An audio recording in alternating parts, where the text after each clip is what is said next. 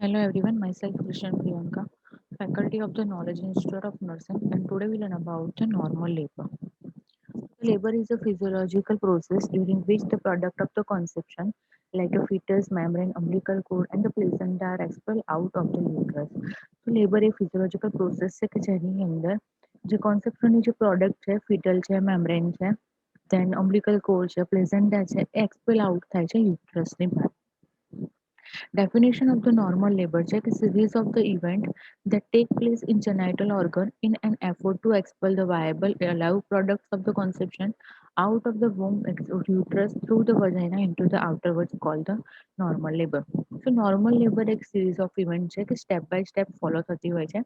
જ્યારે એ જે ફોલો થાય છે ક્યાં થાય છે તો જેનાઇટલ ઓર્ગનની અંદર અને કેમ થાય છે because to expel the viable product of the conception and ક્યાંથી બહાર કાઢવામાં આવે છે તો આઉટ ઓફ ધ યુટ્રસ અને through the vagina into the outer world. It's called the normal labor. Labor is defined as the presence of the regular uterine contraction with the progressive cervical dilatation and effacement. તો જેમ regular uterine contraction આવતા હશે અને જોડે જોડે progressive ડાયલેટેશન પણ થતું હશે ને એફેસમેન્ટ પણ થતું હશે ત્યારે જ આપણે કહી શકીએ છીએ કે આ નોર્મલ લેબર પ્રોસેસ છે. ક્રાઇટેરિયા છે કે નોર્મલ લેબર પ્રોસેસના ક્રાઇટેરિયા કયા છે તો spontaneous in onset at term between 37 to 40 weeks of the gestation with the vertex presentation without any undue prolongation and without any complication naturally terminated with the minimal aid. તો સ્પોન્ટાનિયસ onset જાતે થવું જોઈએ even 37 to 40 weeks એટલે કે જે term આપણે કહીએ છીએ એ જેસ્ટેશનને એની ડિલિવરી થાય વિથ ધ વર્ટેક્સ પ્રેઝન્ટેશન હોય વિથઆઉટ એની અન્ડુ પ્રોલોંગેશન હોય કે કોઈ વધારે પડતો ટાઈમ લે નહીં વિથઆઉટ એની કોમ્પ્લિકેશન કોઈ કોમ્પ્લિકેશન ના હોય અને naturally terminate with the minimum એમ તો કોઈ પણ એવા વધારે બધા ઇન્સ્ટ્રુમેન્ટ આપણે યુઝ કરવાની જરૂર પડે નહીં. Physiology of the normal labor. So physiology of the normal labor complete into two steps, uterine contraction and the retraction. The uterine contraction, uterus become hard and somewhat pushed anteriorly to make the long axis of the uterus in the line that the pelvic axis. તો જે રીતના પેલ્વિસ ગોઠવેલું છે જે રીતના uterus છે એ જ જગ્યા પર એને એન્ટિરિયરી સમવટ પુશ કરવાનું ડાઉન કરશે અને જેના કારણે તેને જે યુટ્રસ છે હાર્ડ થવાનું ચાલુ થશે. Stimulously, the patient experience pain in which situated more on the hypogastric region and radiate the thigh. અને so hypogastric જે region છે અને જે થાઈ છે એ જગ્યામાં પેશન્ટને પેઇન ફીલ થશે. આ પેઇન કેમ ફીલ થશે because the myometrium hypoxia during the contraction તો જે માયોમેટ્રિયમ લેયર છે એના સેલની અંદર હાઇપોક્સિયા જોવા મળશે જેના કારણે થઈને સેલ કોન્ટ્રાક્ટ થવાનું ચાલુ કરી દેશે. Stretching of the peritoneum over the fundus તો જે પેરિટોનિયમ લેયર છે એ પણ સ્ટ્રેચ થવાનું ચાલુ થઈ જશે and stretching of the cervix during the dilatation તો જ્યારે ડાયલેટેશન થશે ત્યારે સર્વિક્સ પણ સ્ટ્રેચ થવાનું ચાલુ થશે તો એના કારણે થઈને આપણને પેઇન જોવા મળતું હોય છે. The pain of the uterine contraction distributed along the cutaneous nerve distribution of the T10 and the L1. So જે વર્ટેબ્રા છે એની અંદર જે નંબર છે T10 અને L1 નંબરની જે વર્ટેબ્રા છે જે નવ છે એની અંદર પણ આ યુટ્રાઇન કોન્ટ્રાક્શન ડિસ્ટ્રીબ્યુટ થવાનું ચાલુ થશે. So physiology of the normal labour આપણે જોયું કે આ જે તમને અહીંયા નિશાન બતાવી રહ્યા છે બધા એ યુટ્રાઇન કોન્ટ્રાક્શનના છે કે જે લોંગ એક્ઝિસ ફિટસનું અને ફિમેલ પેલ્વિસનું જે લોંગ એક્ઝિસ છે એ પ્રમાણે અહીંયા કોન્ટ્રાક્શન છે આવતા હોય છે અને જેના કારણે થઈને અહીંયા ડાયલેટેશન થવાનું ચાલુ થાય છે. Physiology of the normal labour છે કોન્ટ્રાક્શન છે એની ઇન્ટેન્સિટી કેવી હોય છે so the intensity of the uterine contraction describe the degree of the uterine systole. So કેટલું કોન્ટ્રાક્ટ થાય છે યુટ્રસ એના પર ડિપેન્ડ કરે છે.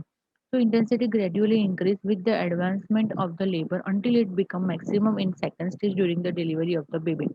So uterine contraction continue વધારે પડતા વધતા જ રહેતા હોય છે ત્યાં સુધી મેક્સિમમ વધે છે કે જ્યારે સેકન્ડ સ્ટેજ આવે અને ડિલિવરી બેબીની ના થાય ત્યાં સુધી. Intrauterine pressure is ranged to 40 to 50 mm of Hg and during the first stage about the 100 to 120 mm of Hg in second stage of labor during the contraction. તો જ્યારે starting labour હશે first સ્ટેજનું ત્યારે જે ઇન્ટ્રાયુટ્રાઇન pressure હશે 40 to 50 mg હશે but ગ્રેડ્યુઅલી પછી એ વધશે અને ત્યારે 100 to 120 mm ઓફ Hg થઈ જશે. ડ્યુરેશન છે કે કેટલા ટાઈમ સુધી આ કોન્ટ્રાક્શન આવતા હોય So in the first stage, the contraction lasts for the 30 seconds initially, but the gradually increase in duration with the progress of the labor. So જેમ જેમ પ્રોગ્રેસ થશે લેબરનો એમ આના જે કોન્ટ્રાક્શનનો જે ડ્યુરેશન છે એ પણ અહીંયા વધશે. તો 30 સેકન્ડ ઇનિશિયલી હોય છે પણ ધીરે ધીરે પછી વધે છે.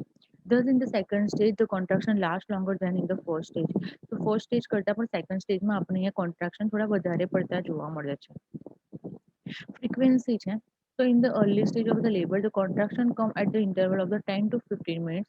The interval gradually shorten with the advancement of the labor until the second stage when it become every 2 to 3 minutes. So સ્ટાર્ટિંગમાં 10 to 15 મિનિટની વચ્ચે એક કોન્ટ્રાક્શન આવે 30 સેકન્ડનો અને જતો રહે.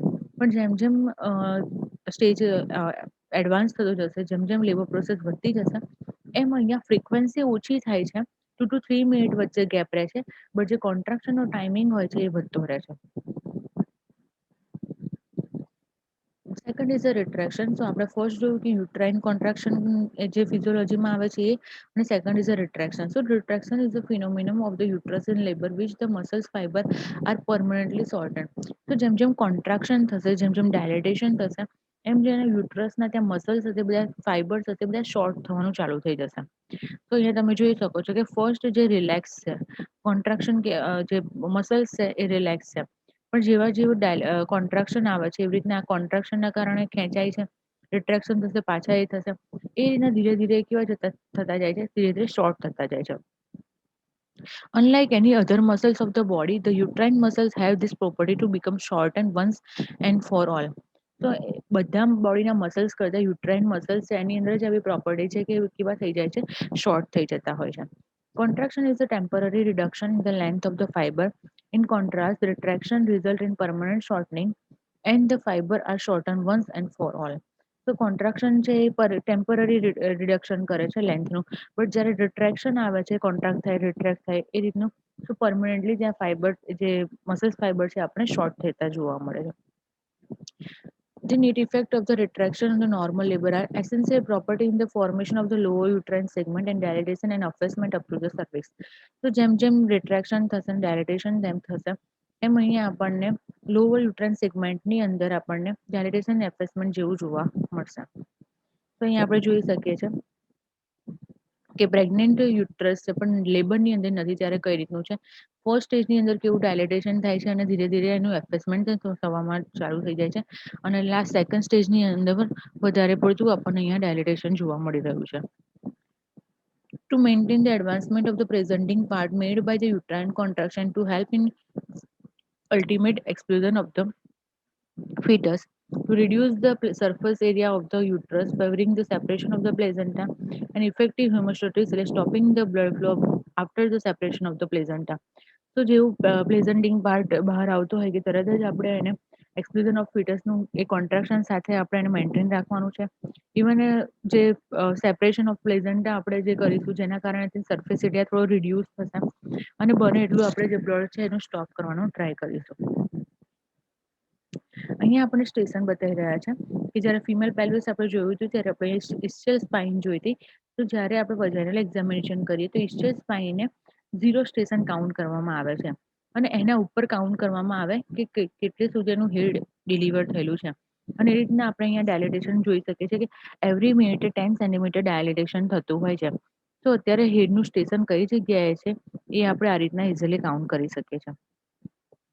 જે પ્લેઝન્ટા સેપરેશન છે એ બે રીતે થાય છે કે સેન્ટ્રલી પણ થતું હોય છે અને માર્જિનલ પણ થતું હોય છે.